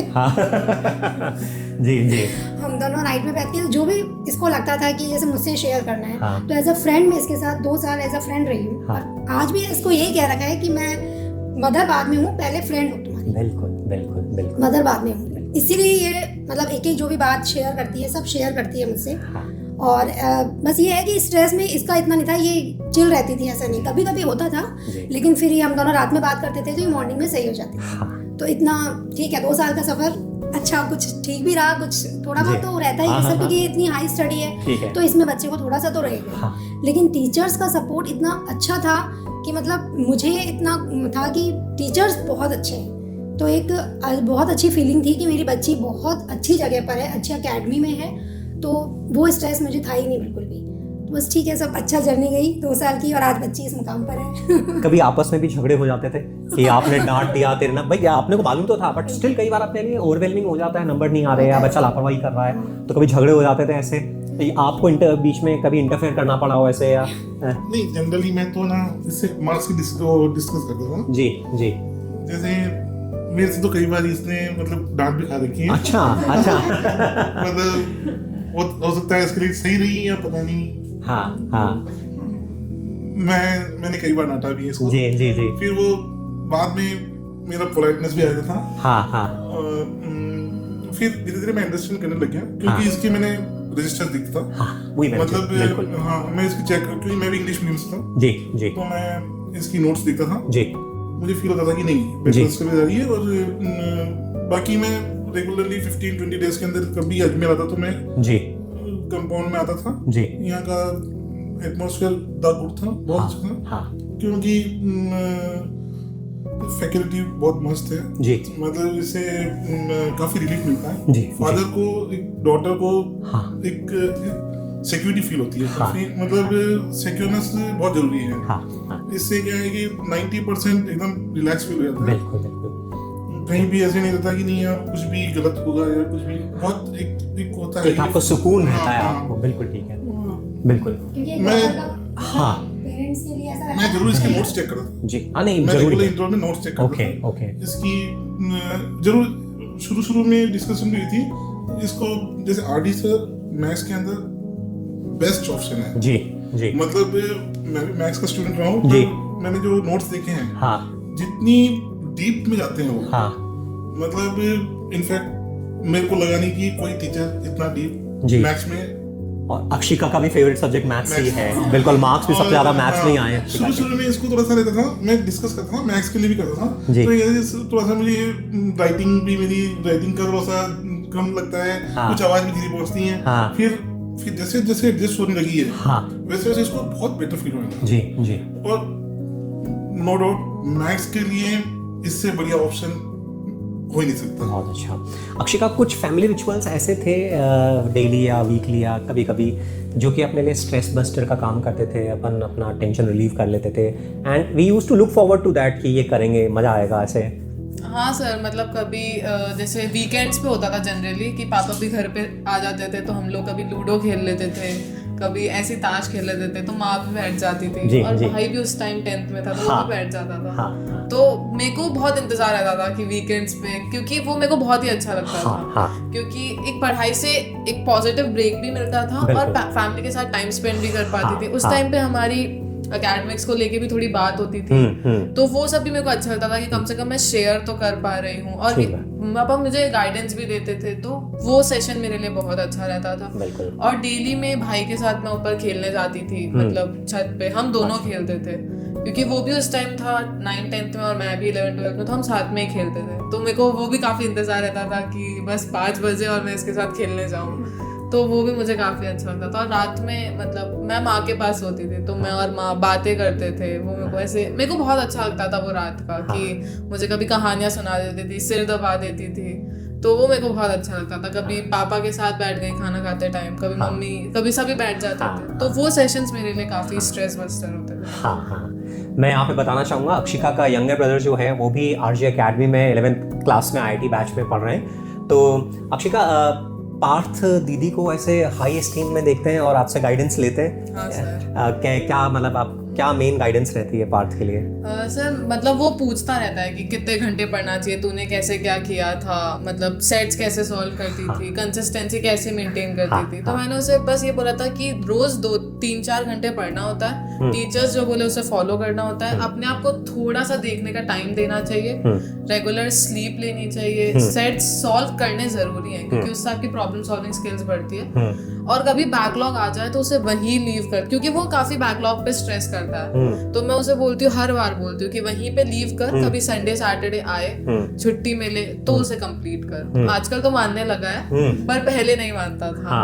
आज मतलब आजकल उसका थोड़ा स्ट्रेस कम हुआ है, क्योंकि मैं, अगर मेरा भाई स्ट्रेस ले रहा है तो बहुत बच्चे लेते होंगे बैकलॉग्स पे, तो वो मुझे चीज समझ आई थी, क्योंकि मैं बैकलॉग्स पे इतना स्ट्रेस नहीं लेती थी, लेकिन मैं उसे यही बताती हूँ, कंसिस्टेंसी, रेगुलर स्लीप, टीचर्स की बात माननी चाहिए। वो खेल नहीं पाता पर खेलना जरूरी होता है। बिल्कुल सही। तो मैं उसके साथ थोड़ा टाइम स्पेंड कर लेती हूँ रात में, कभी हम लोग एकेट्स पे बात कर लेते हैं। तो वो वहां से भी थोड़ा स्ट्रेस फ्री हो जाता है। फिर वो क्वेश्चंस पूछ लेता है मुझसे तो मैं बता देती हूँ। तो बस यही सब बातें चलती हैं। बहुत अच्छा, बहुत अच्छा। अक्षिका, जेई की पढ़ाई, क्वेश्चंस बड़े होते हैं, डिफिकल्ट होते हैं, कॉन्सेप्चुअल होते हैं, तो बहुत बार क्वेश्चन सॉल्व नहीं होते हैं और टीचर्स बोलते हैं कि खुद ट्राई करो, अपने पीयर ग्रुप में डिस्कस करो, टीचर्स के पास जाओ, उन डाउट्स पूछने के बहाने आपके टीचर्स के साथ बॉन्डिंग बनेगी। वहीं आपके साथ काफ़ी स्टूडेंट्स ऐसे भी रहे होंगे कि जिन्होंने इस एडवाइस को ओवरलुक करके मोस्टली इंटरनेट के थ्रू डाउट सॉल्व किए। क्या आप इस बारे में अपने जूनियर्स को कहना चाहेंगे, आप डाउट्स कैसे हैंडल करते थे? पहले तो मैं खुद से ट्राई करती थी, क्योंकि मैं ऐसी थी कि मैं गूगल पे 11-12 दोनों साल नहीं गई हूँ डाउट्स के लिए। वो मैंने पहले ही कर लिया। बहुत बड़ी बात है ये। तो वो मैं कभी नहीं गई हूँ। तो डाउट्स रह जाएं वो चलेगा, पर गूगल पे नहीं गई हूँ। तो मैं जनरली खुद से हैंडल करती थी। एक बार नहीं होता तो कभी एक बार पढ़ लिया, नहीं हुआ तो आधे 1 घंटे बाद फिर से उस क्वेश्चन पे आती थी। तो 2 बार अपने आप से अटेम्प्ट देती थी, 2-3 बार। फिर नेक्स्ट डे पीयर ग्रुप था मेरा, मतलब हम 5 लोग थे, तो उसमें डिस्कशन होता था। मोस्ट प्रोबेबली क्वेश्चन सॉल्व हो जाता था उसमें, क्योंकि हम लोग क्लासेस खत्म होने के बाद 1 घंटा बैठते थे हर रोज की। कभी इसके डाउट्स ले लिए, उसके डाउट्स ले लिए, लंच में भी बैठ जाते थे। तो वो मोस्ट प्रोबेबली सॉल्व हो जाता था। नहीं तो कभी क्लास के स्टार्टिंग में भी, जैसे आप भी टाइम दे देते थे डाउट्स पूछने का, तो वहां पे पूछ लिया, या फिर मैं जनरली वहां नहीं हो पाता तो कैबिन में जाके पूछ लेती थी। पर एक एक क्वेश्चन के लिए कभी कैबिन में नहीं जाती थी। वो होते थे तो 8-9 क्वेश्चन साथ में लेके जाती थी, ताकि सर से भी थोड़ा डिस्कशन बने उस पर्टिकुलर टॉपिक पे। सर थोड़ा और बताते थे और उससे अंडरस्टैंडिंग बढ़ती थी उस पर्टिकुलर टॉपिक के लिए। तो मैं तो यही करती थी कि या तो टीचर्स के कैबिन में, पीयर ग्रुप, या खुद से ट्राई करती थी। बच्चों, ये बड़ा इंपॉर्टेंट है एक्चुअली। जेई और नीट मेमोरी बेस्ड एग्जाम नहीं है कि आपने याद कर लिया और फिर जाके आपने उस पे बेसिस पे क्वेश्चन सॉल्व कर दिया। आपका दिमाग चलना चाहिए। और जब आपसे क्वेश्चंस नहीं होते हैं तो वो एक्चुअली आपके लिए एक स्टेपिंग स्टोन होता है। उस टाइम पे आपको थोड़ा अपने आप को पुश करना होता है, आपकी मेंटल कैपेबिलिटीज बढ़ाने का वो टाइम होता है। और ज़्यादातर बच्चे यहीं पे गलती करते हैं। डोमिनोज, ब्लिंकिट और जो क्विक डिलीवरी वाला सिस्टम है वो आप एक्चुअली क्वेश्चंस में भी अप्लाई कर देते हैं कि हमें इमीडिएट सोल्यूशन चाहिए, और पेरेंट्स को भी लगता है कि नहीं सोल्यूशन तो चाहिए। बट बिलीव करिए, इस तैयारी में आपको अपने डाउट्स के साथ में, प्रॉब्लम्स के साथ में रात में कंफर्टेबली सोना आना चाहिए। एक्चुअली जेई एडवांस में ऐसा होगा कि आप में से पॉसिबल है कि हर 2 क्वेश्चन में से आपको 1 क्वेश्चन नहीं हो। तो क्वेश्चन नहीं होता है तो भी पेशेंटली रिलैक्स वे में नेक्स्ट क्वेश्चन में मूव करना आना चाहिए। और हम यदि डाउट्स अपने पीयर ग्रुप में डिस्कस नहीं करेंगे तो पीयर ग्रुप में वो एक कम्युनिकेशन सेटअप ही नहीं होगा। और वो पीयर ग्रुप का जो आपस का डिस्कशन होता है, वो इनफॉर्मल डिस्कशन, वो हंसी मजाक, वो आपके स्ट्रेस को तो बस्ट करता ही है, और साथ में धीरे धीरे एक प्रोडक्टिव डिस्कशन की डायरेक्शन में जाता है। प्लस इस बहाने आप टीचर्स के पास जाते हैं, टीचर्स आपकी पर्सनैलिटी को समझते हैं, आपकी रियल इश्यूज को समझते हैं, आपको 1-to-1 गाइड करते हैं। वो आपकी प्रिपरेशन में एक गेम चेंजर की तरह साबित होता है। तो मैं फिर से बोलूँगा कि आप अपने डाउट्स के लिए, अपनी प्रॉब्लम्स के लिए एआई को, इंटरनेट को बंद करें और ज़्यादा से ज़्यादा अपने आप पर, किताबों पर, अपने टीचर्स पर, अपने पीयर ग्रुप में भरोसा करके उनको यूज़ में लेना स्टार्ट करें। अक्षिका, सिलेबस ख़त्म होने के बाद में जो लास्ट के 6-7 मंथ्स होते हैं वो बहुत क्रूशियल होते हैं, और जो बच्चे बाहर पढ़ रहे होते हैं वो तो आ जाते हैं घर पे, तो उनका एक कम्युनिकेशन अपने टीचर्स से, अपने इंस्टीट्यूट से ब्रेक हो जाता है। यहाँ आरजी में सिलेबस ख़त्म होने के बाद में जो लास्ट के 6-7 मंथ्स थे, उसमें आपका कैसा एक्सपीरियंस रहा? वही गेम चेंजर होता है एक्चुअली। वहाँ आपने यदि सिस्टमैटिकली अच्छे से मेहनत करी तो हमारे व्यूअर्स को आप थोड़ा डिटेल में बताएं कि उन 6-7 महीनों में किस तरह से आपको रिवीजन शेड्यूल्स मिले थे, कैसे टेस्ट होते थे, आप इनफॉर्मली यहाँ पे बैठते थे, पढ़ाई करते थे, क्या शेड्यूल होता था आपका? सर, जैसे ही सिलेबस कंप्लीट हुआ था तो हमारे पास पहले जेईई मेंस का रिवीजन शेड्यूल आ गया था कि इस अकॉर्डिंग हर वीकली आपको पर्टिकुलर टॉपिक्स पीसीएम में फिनिश करने हैं, और उसके बाद आपका वीकली टेस्ट होगा। तो पहली बात तो उन वीकली टेस्ट का ये प्लस पॉइंट रहा था कि उन टॉपिक्स में हमारी कितनी स्ट्रेंथ है, किस टॉपिक में कितनी है, वो पता चल गई थी। तो ऐसा करीब 1.5 महीना हुआ था, तो हर टॉपिक इंडिविजुअली कवर हो गया था। फिर लास्ट में आते आते 3-3 दिन में टेस्ट होते थे कि आपका फुल जेईई मेन टेस्ट होता था, तो उससे पूरा पता चल जाता था। तो एक तो प्लस पॉइंट इंडिविजुअल चैप्टर्स देख के हुआ था कि किस चैप्टर में मेहनत करने की जरूरत है। फिर मैं घर पे नहीं रहती थी, मैं मम्मी पापा मना भी करते थे तो भी मैं आरजी आके ही पढ़ना प्रेफर करती थी, क्योंकि यहाँ पे आपको एक वो एनवायरनमेंट मिलता है कि आप उसमें पढ़ पा रहे हो। फिर एक तो टीचर्स यहीं पे रहते हैं, तो आप कभी भी कोई डाउट हुआ, कभी भी आपको स्ट्रेस आ रहा है तो आप उनसे जाके डिस्कस कर लेते हैं, तो वो वहीं पे खत्म हो जाता है, वो कैरी ऑन नहीं होता है। तो इसलिए एक तो एकेडमी में आके एक तो घर पे पढ़ने का यही फायदा होता है कि एकेडमी में आके आप पढ़ सकते हो।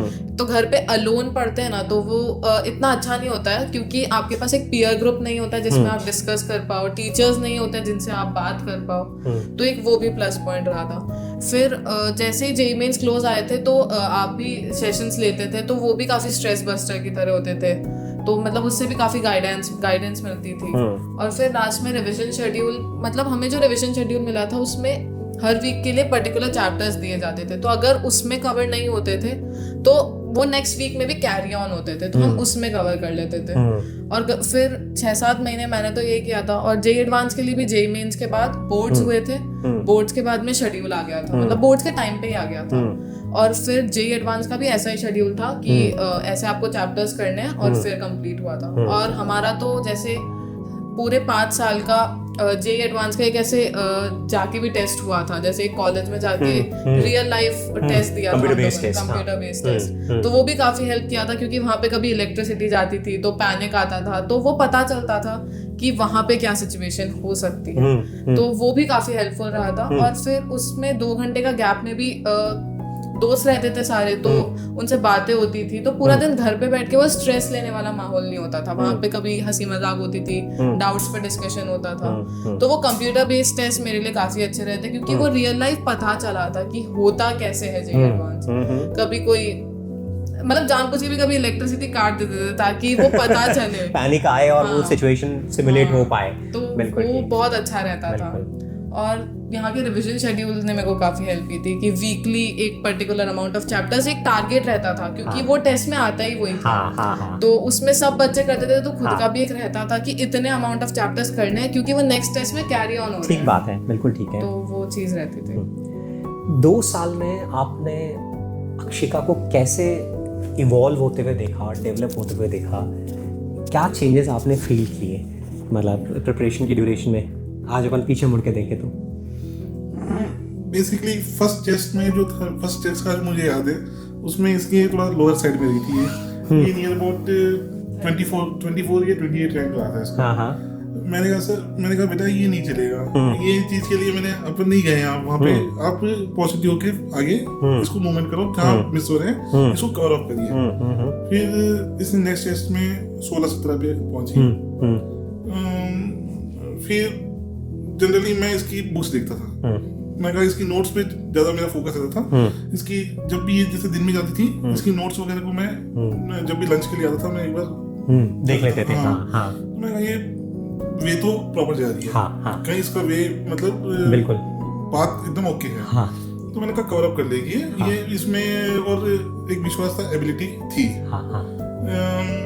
और बाकी विदिन 4th या 3rd-4th टेस्ट के बाद में ये विदिन 10 आने लगी। फिर उसने वहाँ पे कंसिडरली 6-7 पे कंसिडरली वो पे वहाँ पे लगी। जी बिल्कुल, मेरे को काफी होप था इससे। मैं एक्चुअल में मैं आंध्रा में स्टडी की थी मैंने। अच्छा जी ओके। तो मैं IIT में जाने का पूरा मन था जी, और मैंने आंध्रा के अंदर वहाँ पे एग्जाम भी दिया था जी, पर उस टाइम कोचिंग नहीं होती थी, इतनी अवेयरनेस नहीं होती थी। मुझे तो बेस्ट मिली थी, हमारी चिन्ना सर थे। अच्छा आज वो यूएस में है। अच्छा यूएस के अंदर एजुकेटेड है वो। आज भी मुझे हमारी बात होती है। अच्छा आज भी मैं वो मुझे रिमेम्बर करते हैं। मतलब पर कुछ फैमिली बैकग्राउंड, मतलब फैमिली फंड्स प्रॉब्लम थी। बिल्कुल मुझे वो मतलब अपॉर्चुनिटी नहीं मिल पाई। मैं इसमें वो चीज देखना चाह रहा था, और इसने मेरे को प्रूव किया। इसने अभी तक तो वहाँ तक काफी हद तक प्रूव किया है। बिल्कुल। वैसे यहाँ का जो मुझे यहाँ का पर्टिकुलरली आरजे का जो फैकल्टी का था ना, इसमें मुझे बहुत ज्यादा विश्वास था। मुझे बेसिकली केमिस्ट्री और फिजिक्स आप कवर कर रहे थे जी, और आपकी भी नो डाउट बहुत डीपली आप जी देते हो, और प्लस मोटिवेशन हर मेरे हिसाब से 45 दिन में या 50 दिन में हम भी जूम मीटिंग के अंदर बैठ जाते हैं। जी जी बिल्कुल बिल्कुल। ये तो मैंने पहले जूम मीटिंग हुई ना, मैंने कहा ये क्या हो रहा है, बच्चे को पढ़ाई करने भेजे, हम भी पढ़ाई करेंगे। फिर वो जो 1 घंटे का जो मोटिवेशन तो था ना, मैंने कहा यार ये चीज तो मैंने होप नहीं की थी, पर ये तो बहुत बढ़िया चीज रही। इससे क्या है कि आपस में हम लोग समझने में बहुत, बच्चे को कैसे डील करना है। हाँ, बिल्कुल बिल्कुल।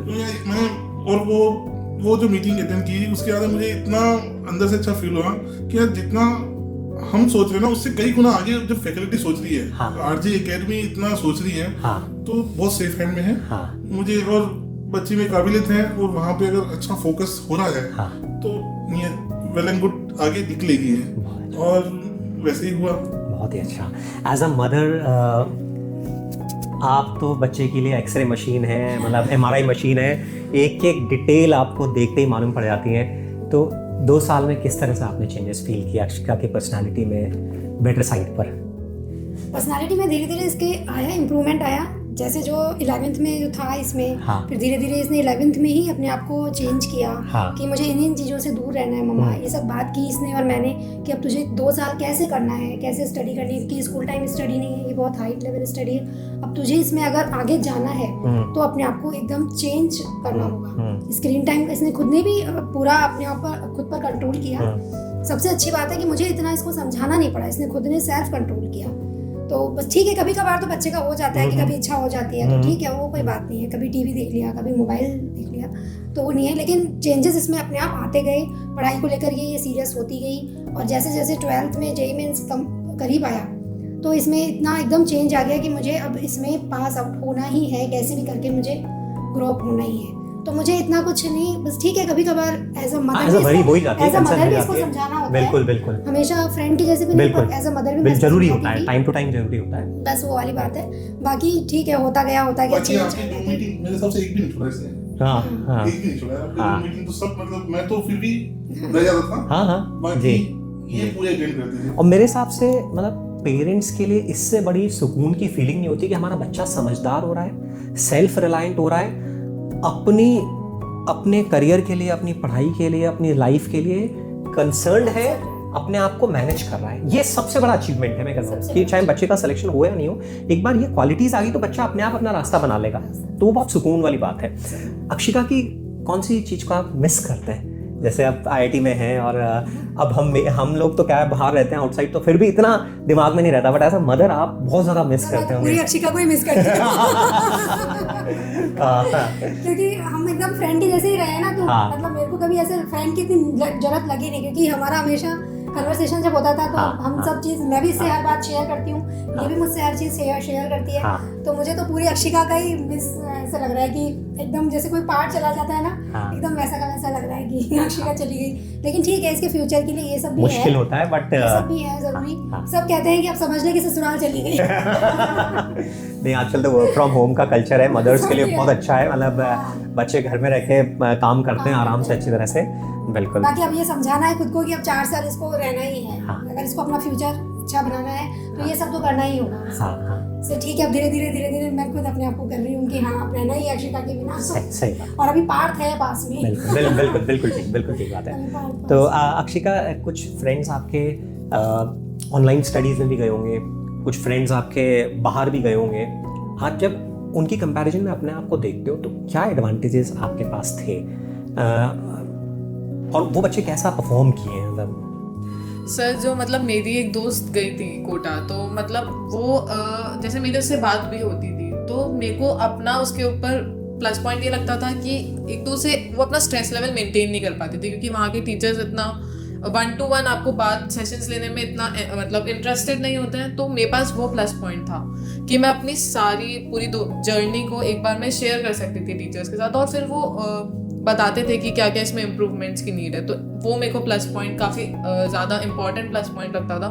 दूसरा ये कि रेगुलरली वो पेरेंट्स के साथ इतना कनेक्टेड नहीं रह पाती थी, पर मैं कभी भी मतलब मेरे तो घर में ही थे, तो वो मुझे काफ़ी एक स्ट्रेस रिलीवर जैसा लगता था।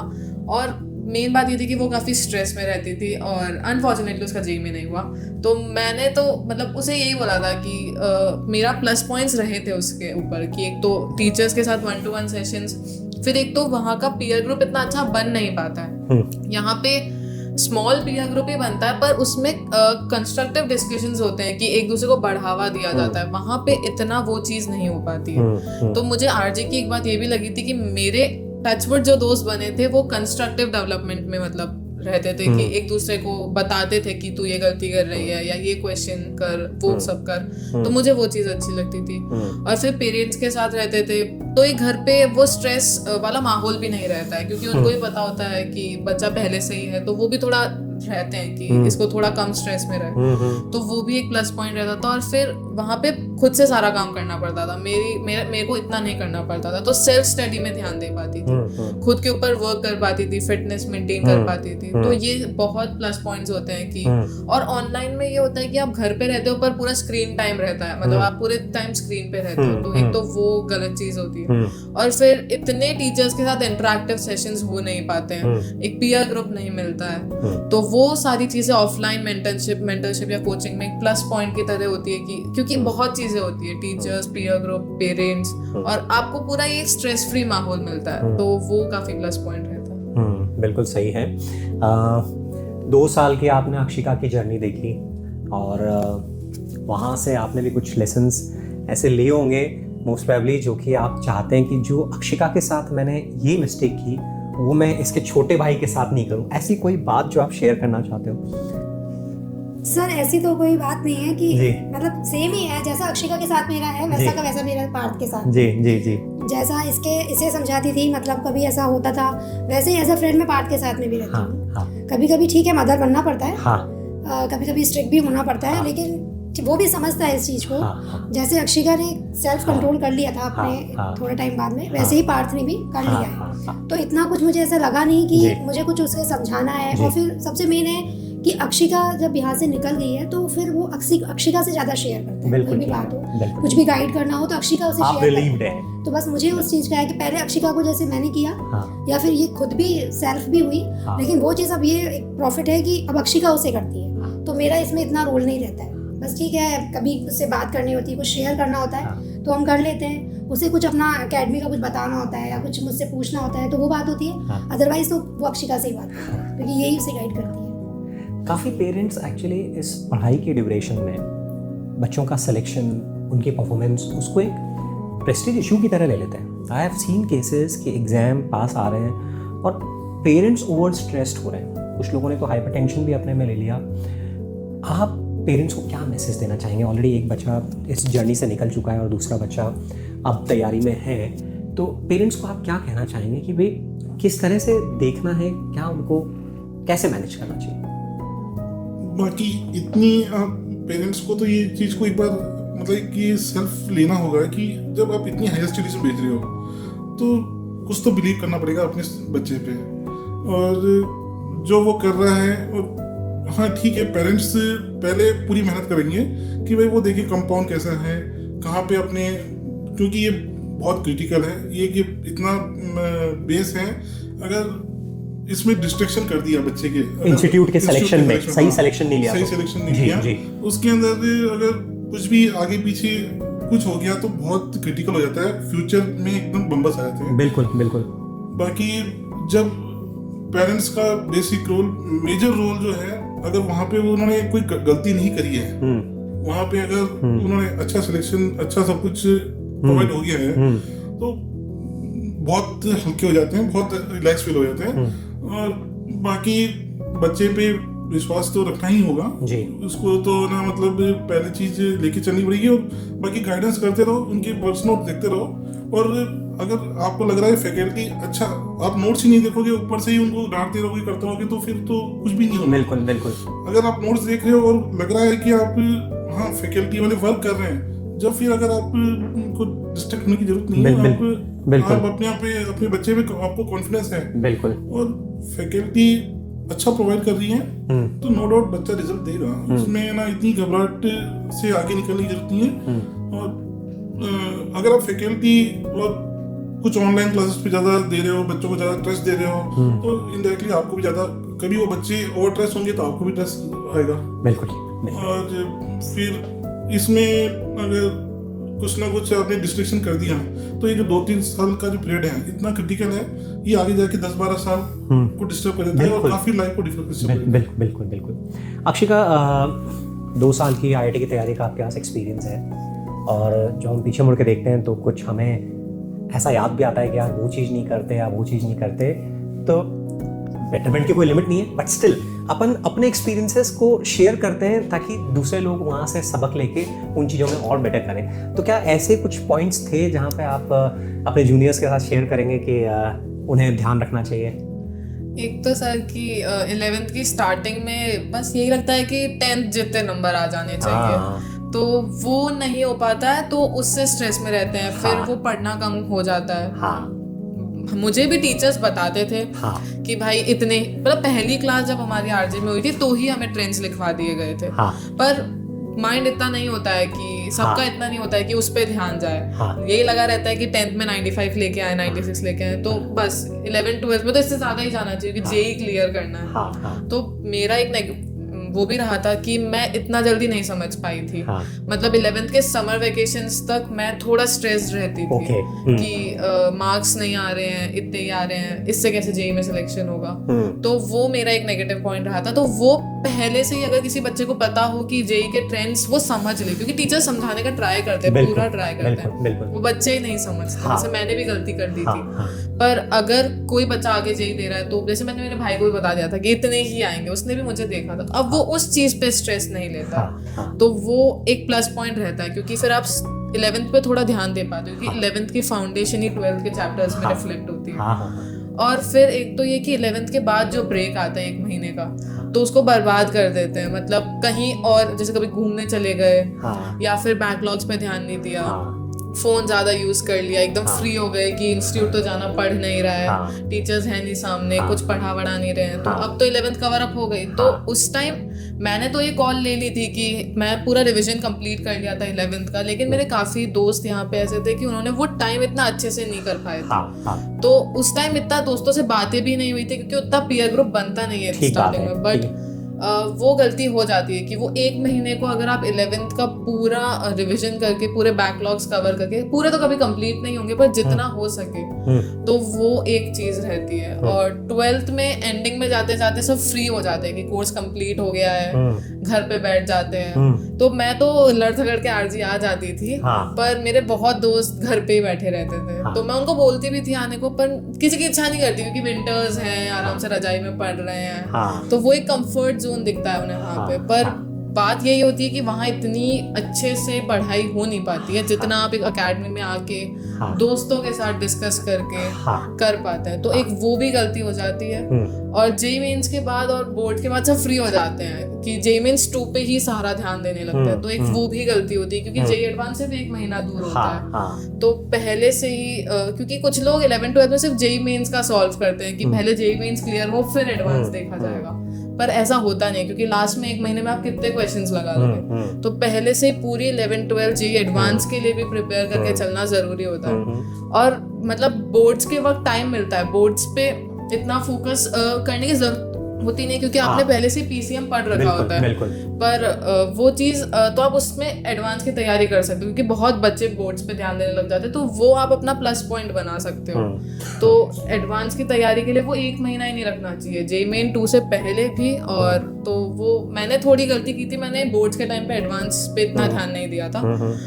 अगर देते तो थोड़ा और हो सकता था अच्छा हो जाए, बट दे देना चाहिए। बोर्ड्स एक हद तक इम्पोर्टेंट है, पर जिसके लिए हम तैयारी कर रहे हैं, अगर फ्री टाइम मिल रहा है तो हम उसे ध्यान दे सकते हैं। तो ये सब चीजें बिल्कुल बिल्कुल जी। यहाँ पे एक चीज और बहुत अच्छी चीज देखी गई, मैंने जो नोटिस किया है, जी जैसे यहाँ 12th के अंदर जैसे आपकी कोर्स खत्म हो गया था, पर कंपाउंड ओपन था बिल्कुल। बच्चे आ रहे थे, बैठ रहे थे, पढ़ रहे थे, डाउट्स क्लियर कर रहे थे, टीचर्स से कंसल्ट कर रहे थे, मतलब ना नहीं बोला गया था। बिल्कुल। और जब टीचर्स के टच में थे, टीचर से डाउट क्लियर कर रहे थे, ये जो पीरियड है बहुत बिल्कुल।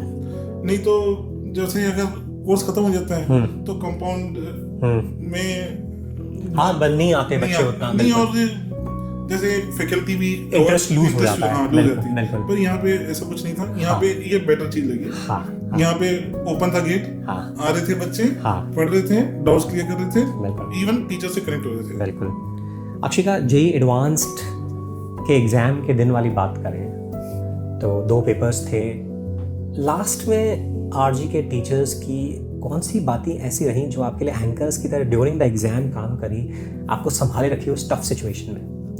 सर एक तो ये कि मैंने मैथ से चालू किया था, तो मैथ के क्वेश्चंस ऑब्वियसली जेईई एडवांस के ऐसे होते हैं कि कभी 1 2 3 4 क्वेश्चन साथ में नहीं हुए, तो उस टाइम मैं पैनिक नहीं की थी, क्योंकि बहुत बच्चे वो 3 4 नहीं होते तो उन पे 5वें पे बढ़ने की हिम्मत नहीं आती है। तो एक तो वो टेस्ट भी यहाँ पे ऐसे ही क्रिएट होते थे कि अगर आपसे 2-3 क्वेश्चन ना हो तो आप चौथे पे बढ़ सको, तो ऐसा होता था। तो एक तो वो चीज बहुत हेल्प की थी। फिर मैं जेईई एडवांस के सेंटर पे जल्दी पहुंच गई थी 1 घंटा पहले, तो वहां पे किसी से बात नहीं की थी इतना, क्योंकि फिर वो माइंड उस तरफ चल जाता है। तो उस टाइम खुद को ही टाइम देके मेडिटेशन वगैरह किया था ताकि पूरा ध्यान पेपर पे जा सके। 15 मिनट पहले वो आपको रूल्स दे देते हैं, बस उस टाइम नहीं किया था, बस उस टाइम खुद पे ध्यान दिया था पूरा। और जैसे पेपर एंड हुआ था, फर्स्ट पेपर, तो 2 घंटे के ब्रेक में किसी से बात नहीं की थी। मैंने कार में आके खाना वाना खाया था, रेस्ट लिया था, कुछ ऐसे इम्पोर्टेंट कुछ देखने को था तो वो देख लिया था, खाना खाया था, बात की थी। और पेरेंट्स से इतना डिस्कशन नहीं हुआ था पेपर 1 का, क्योंकि अगर मैं कर लेती तो फिर वो पूछने लग जाते कितने क्वेश्चन किए, क्या किए, तो वो मेरे पेपर 2 के लिए खराब हो जाता। तो मैं तो यही सोच के गई थी कि पेपर 1 का कुछ नहीं बताऊंगी, सब कुछ एंड में बताऊंगी जब पेपर 2 कंप्लीट हो जाएगा। तो वो भी टीचर्स ने बताया था, जैसे आपका भी वीडियो आया था बीच में, तो मैंने वो भी देखा था, तो वो उससे भी काफ़ी ज़्यादा मिला था। और फिर मैं थोड़ी रेस्ट भी ली पाई थी, क्योंकि एक जो वो थोड़ा सा रेस्ट होता है ना, वो थोड़ा माइंड को रेजुविनेट कर देता है, तो उससे भी काफ़ी हेल्प मिली थी। क्योंकि पेपर 1 ऐसे एकदम परफेक्ट तो जाता नहीं है, मेरा ठीक गया था, तो पेपर 2 के लिए पेपर 1 की मेमोरीज ना लेके जाऊँ, उसके लिए वो रेस्ट काफ़ी इम्पोर्टेंट रखा था। और फिर घर का खाना ही खाया था मैंने उस टाइम, कुछ बाहर का नहीं खाया था। पेरेंट्स से इतना डिस्कशन नहीं हुआ था, सीधा गाड़ी में आके बैठ गई थी, दोस्त वो किसी से डिस्कशन नहीं हुआ था। तो वो सब टीचर्स ने बताया था, और वो एक प्लस पॉइंट रहता है कि अगर आप डिस्कस कर लेते हो तो पेपर 2 में वो रिफ्लेक्ट हो जाता है, क्योंकि आपको पता चल जाता है आपका ये गलत है, ये सही है, तो फिर वो एक नेगेटिव इम्पैक्ट क्रिएट करता है। तो मुझे तो काफ़ी ज़्यादा हेल्प की थी टीचर्स की ये बात ने कि किसी से बात नहीं करना है, अपने ऊपर टाइम देना है, रेस्ट लेना है, और 2-3 क्वेश्चन ना हो तो चौथे पे बढ़ना है, क्योंकि हो सकता है वो आसान हो, वो हो जाए। तो वो सारी चीज़ों ने काफ़ी हेल्प किया था पेपर के टाइम। अक्षिका के क्लास 10th के जस्ट बाद के वर्जन को देखें और क्लास 12 फिनिश करने के बाद में IIT में जाने वाले वर्जन को देखें। इन 2 सालों में आरजी एकेडमी में जो टीचर्स की गाइडेंस मिली, जो सुपरविजन मिला, ऐसी कौन सी हैबिट्स थी जो थ्रू आउट जर्नी में भी काम करी, टीचर्स के कहने पे आपने डेवलप करी, और प्लस अब वो IIT में वो आपकी पर्सनालिटी का इंटीग्रल पार्ट बन गई है और अब आपको IIT में भी वो बेनिफिट कर रही है? ऐसी कौन सी हैबिट्स हैं? सर पहली तो प्रॉब्लम सॉल्विंग स्किल्स की। प्रॉब्लम सॉल्विंग स्किल्स से ऐसा होता है कि आप उस प्रॉब्लम, मतलब अगर आप सिर्फ पढ़ोगे तो वो नहीं होगा, आपको जेईई एडवांस में at the end problems he solve करना है। तो एक तो यहाँ पे रेगुलर टेस्ट, फिर रेगुलर क्लास में भी हमें प्रॉब्लम्स दी जाती थी क्लास में ही करने को, तो वो प्रॉब्लम सॉल्विंग स्किल्स इम्प्रूव हुई थी। फिर पीयर ग्रुप इंटरेक्शन बढ़ा था कि लोगों से जाके बात करने का मौका मिला था, कि कुछ डिस्कशन करने के मौके मिले थे, तो इंटरेक्टिवनेस बढ़ी थी। फिर मतलब मेरा तो काफ़ी कॉन्फिडेंस भी बूस्ट हुआ था, सेल्फ बिलीव बढ़ा था कि खुद पे मतलब टीचर्स खुद ही बोलते थे कि डायरी राइटिंग से खुद पे कॉन्फिडेंस बिल्डअप होता है, आप स्ट्रेस से दूर जा पाते हो। फिर मैंने तो पोस्टर्स भी बना रखे थे अपने सामने। किनके कहने पे? आपके कहने पे बनाए थे सर, क्योंकि आप ही ने कहा था कि पोस्टर्स बना, तो वो मैंने इम्प्लीमेंट किया था, और वो काफ़ी अच्छा था, क्योंकि जब भी उठने का मन करता था ना, तो वो सामने ही चीज़ें दिखती थी कि ये कवर अप करना है, अभी तो यहाँ तक पहुँचना है। फिर मैंने मम्मी पापा की फ़ोटो भी लगा दी थी, तो वो भी दिखती थी। तो फिर से एक अंदर से कॉल आती थी कि बैठ जाते हैं, तो वो भी काफ़ी ज़्यादा इंपॉर्टेंट होता है। मतलब मैं तो यही बोलूँगी, मैं मेरे भाई ने भी एक अलग से बनाया है। हाँ। तो वो उसने खुद ने बनाया, उसने मेरे अच्छा। हटाए नहीं है अभी। अच्छा। तो वो भी मेरे को यही, मैं तो उसको बताया था कि तू भी बना लेना, तेरे को दिखेगा तू किस लिए पढ़ रहा है। तो वो भी एक था। और फिर मतलब डायरी राइटिंग भी आपने सजेस्ट की, तो उससे सेल्फ कॉन्फिडेंस बढ़ता है, स्ट्रेस रिलीव होता है, प्रॉब्लम सॉल्विंग स्किल्स क्लास के दौरान डेवलप होती है, इंटरैक्टिव, मतलब आप लोग ये बोलते थे कि मतलब दोस्तों पीयर ग्रुप में डिस्कशन इंपॉर्टेंट होता है, क्योंकि सीधा अगर हम टीचर्स के पास सवाल लेके पहुंच जाएंगे तो हमें उसकी इतनी नॉलेज भी नहीं होगी। तो पीयर ग्रुप में चाहे वो क्वेश्चन सॉल्व ना हो पर उसकी अंडरस्टैंडिंग बढ़ जाती है। तो वो भी एक प्लस पॉइंट रहा था। फिर आप जो सेशंस लेते थे तो उसमें मतलब जैसे ऐसे होता था कि कभी क्वेश्चंस नहीं होते थे तो एकदम से रख के बैठ जाते थे कि अब आगे नहीं करना है। तो वो मेरी सेशंस ने काफ़ी हेल्प की थी कि अगर क्वेश्चंस ना हो तो थोड़ा ब्रेक दो, कुछ ब्रेक में कर लो, फिर से आ जाओ और अगले क्वेश्चंस पे बढ़ो और 2-3 घंटे बाद फिर से उन क्वेश्चंस को ट्राई करो। तो होते थे वो क्वेश्चंस, सॉल्व होते थे, क्योंकि उस टाइम आपका दिमाग बहुत ज़्यादा स्ट्रेस्ड आउट हो जाता है कि 2-3 क्वेश्चन एक साथ नहीं हो रहे, चौथे पे पढ़ने की हिम्मत नहीं होती। तो वो एक तो IIT JEE के एग्जाम में भी मदद किया था और एक अभी भी मदद करता है, जैसे कभी कॉलेज में भी ऐसा हो जाता है। और फिर कॉलेज में मुझे सबसे ज्यादा तो ये हेल्प किया था कि पीयर ग्रुप मेरा बहुत जल्दी बन गया था वहां पे जाके, क्योंकि इंटरैक्टिव स्किल्स थी मेरे पास। तो वो भी काफी इंपॉर्टेंट होती है, क्योंकि अगर आपका एक पीयर ग्रुप नहीं बनता है तो सबका बन जाता है, आप रह जाते हैं। तो वो कॉलेज में बहुत ज्यादा जरूरी होता है कि आपकी ब्रांच का या फिर आपके दोस्तों का पीयर ग्रुप हो, ताकि वो आपको रिलैक्स भी करवा दे और आपके पास मतलब कभी इवेंट्स में जाओ तो पूरा दोस्तों का गैंग रहे और फिर आप साथ में जाओ। बिल्कुल। तो वो भी एक चीज थी। फिर प्रॉब्लम सॉल्विंग स्किल्स वहाँ पे बहुत ज्यादा हेल्प की थी। फिर मेरा टाइम मतलब स्पेंड करने का, मतलब एक जगह फोकस रहने का, वो भी बढ़ा था, टाइम स्पैन। तो वो भी काफी हेल्प किया था। खुद पे कॉन्फिडेंस बढ़ा था, तो सामने से जाके दूसरों से बात कर पा रही थी। तो वो सारी चीजें एट द एंड कॉलेज में बहुत हेल्प करती है। मेडिटेशन को भी आपने इस ड्यूरेशन में अपनी जर्नी का पार्ट बनाया? हाँ, मेडिटेशन मतलब मैं तब करती थी जब मेरी डायरी राइटिंग भी मदद नहीं कर रहा है, खेलना मदद नहीं कर रहा है, बात भी कर ली तो मतलब कभी होता है बहुत स्ट्रेस्ड आउट हो जाते हो, तो फिर मैं योगा और मेडिटेशन करती थी। कभी जुम्बा कर लेती थी, डांस कर लेती थी, मेडिटेशन, योगा, ये सब चीजें। टीचर्स ने काफी एनकरेज किया। हाँ, मतलब योगा के बारे में तो सेशन से पता चलता था, आप भी बोलते रहते थे, प्रतीक सर भी बोलते थे योगा के बारे में। तो वो मैंने एक बार ट्राई करके देखा था और वो हेल्प किया था, तो फिर रेगुलर बेसिस पे मैं करती थी। बिल्कुल। अक्षिका, जो बच्चे तैयारी कर रहे हैं उनको आप फाइनली क्या मैसेज देना चाहेंगे? फाइनली तो ये सर कि जेई इतना डिफिकल्ट नहीं होता है। मतलब एक मिथ बना रखी है कि जेई बहुत डिफिकल्ट होता है। अगर 25-30% मार्क्स पे सिलेक्शन हो रहा है तो वो डिफिकल्ट नहीं है, आपको सिर्फ कंसिस्टेंसी मेंटेन करनी है। मतलब 3-4 घंटे आप रेगुलरली भी पढ़ोगे तो वो हो जाएगा। ऐसा नहीं है कि कुछ भी नहीं पढ़ा है लास्ट में जाके एकदम पढ़ लेंगे 8-9 घंटे, वो हेल्प नहीं करता है। फिर एक तो प्रॉब्लम सॉल्विंग पे थोड़ा ध्यान देना चाहिए, पीयर ग्रुप इंटरैक्टिव होना चाहिए कि कभी भी आपके पास कोई भी डाउट हो तो आप उनसे जाने पे हिचकिचाओ नहीं, आप उनसे डायरेक्ट पूछ लो, वो आपको एक्सप्लेन करे, पॉजिटिव वे में एक्सप्लेन करे और फिर आप सब मिलके टीचर्स के पास जाओ। क्योंकि जब आप एक अकेले जाते हो तो टीचर आपको इतना नहीं बता पाता है, टीचर कोशिश करता है, पर एक जब सब लोग होते हैं ना तो सबके डाउट्स जाते हैं, सबके व्यूज जाते हैं, तो उस टॉपिक पे अंडरस्टैंडिंग बढ़ती है। तो एक तो पीयर ग्रुप का वो फायदा होता है। और फिर बैकलॉग्स इतने क्रिएट करना नहीं होता है, पर अगर क्रिएट हो भी रहे हैं तो उसे छुट्टियों में कवर अप करें। मतलब ऐसा नहीं है कि भाई यही चैप्टर कंप्लीट करना है पहले फिर दूसरे पे बढ़ेंगे, तो वो फिर एक लूप बन जाता है, एक साइकिल क्रिएट हो जाती है। तो ऐसा नहीं, अगर कोई चैप्टर चल रहा है उस पर ध्यान दे बस। और रेगुलरली 7 घंटे की स्लीप बहुत इंपॉर्टेंट होती है। मैं भी लेती थी, 6-7 घंटे की स्लीप लेती थी। और स्क्रीन से ज्यादा मैं बोलूंगी खेलना, खुश होकर पढ़ाई करें, कुल मिला के खुश होकर पढ़ाई करें और एट द टॉप टीचर्स की गाइडेंस को फॉलो करें। हाँ, टीचर्स की गाइडेंस, क्योंकि टीचर्स जो बोल रहे हैं मैंने वो फॉलो किया और वो मेरी जर्नी में मेरे को बहुत अच्छा लगा। बिल्कुल। तो बहुत अच्छा डिस्कशन हमारा आज का रहा और मैं समझता हूँ कि स्टूडेंट्स के लिए, पेरेंट्स के लिए, उन स्टूडेंट्स के लिए जो आगे IIT JEE एडवांस की नीट की तैयारी करने के लिए सोच रहे हैं, पेरेंट्स जो इंस्टीट्यूट का सिलेक्शन करने के लिए कंफ्यूज हैं, बहुत सारे पॉइंट्स निकल कर आए हैं जिनको जो कि उनको डिसीजन लेने में हेल्प करेंगे, बच्चों को अपना स्ट्रेस रिमूव करने में हेल्प करेंगे। So thank you very much Akshika, thank you very much mister and Mrs Mundra. बहुत आपने अपना समय निकाला और इतना ओपनली, इतना गहराई के साथ इमोशनली इन्वॉल्व होते हुए आप लोगों ने बातें शेयर करी। Thank you so much. और हमारी शुभकामनाएं अक्षिका आपके साथ में हैं, आप इसी तरह से आगे ऊंचाइयों को अचीव करें, अपनी ज़िंदगी में बहुत अच्छा करें, जहाँ भी जाएं वहाँ खुद भी खुश रहें और चारों तरफ खुशियां फैलाएं। Thank you so much. Thank you sir. आज की इस कहानी ने फिर से ये बात साबित कर दी है कि सही माहौल, सही गाइडेंस एंड पेरेंट्स का साथ आपके सपनों को हकीकत में बदल देता है।